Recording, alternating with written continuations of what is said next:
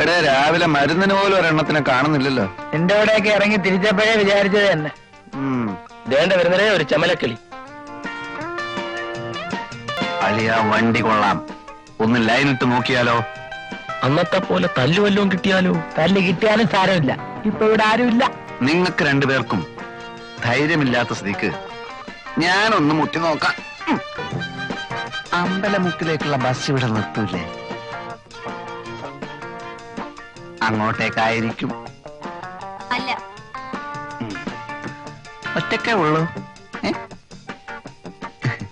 കൂട്ടിനല്ലേ ഞങ്ങളൊക്കെ ഇവിടെ ഉള്ളത്. എങ്ങോട്ടാ?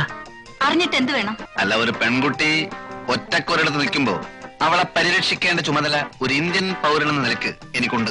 നിനക്കല്ല, നമുക്ക്. ഒരു കാര്യം ചെയ്യ്, നീയൊക്കെ വല്ല പട്ടാളത്തിലും പോയി ചേരും. പരിരക്ഷിക്കാൻ നടക്കുന്നു. കുട്ടി എങ്ങോട്ടാ? ഓഫീസിലേക്ക്. ഞാൻ ഡ്രോപ്പ് ചെയ്യാം. വഴിയിലെങ്ങാനും കമ്പയിലൊരു തുണി ചുറ്റി വെച്ചാൽ മതി, മണപ്പിച്ച് നോക്കാൻ നടക്കും പെണ്ണാണോ.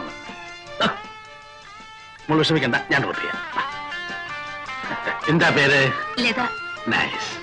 കുട്ടിക്ക് ഈ ഡ്രസ് നന്നായി ചേരും, especially colour sense. Thanks. Please.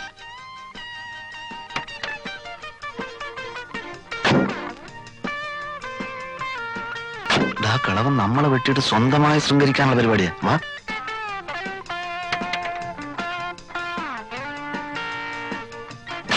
എങ്ങോട്ടാ? മുന്നോട്ട്.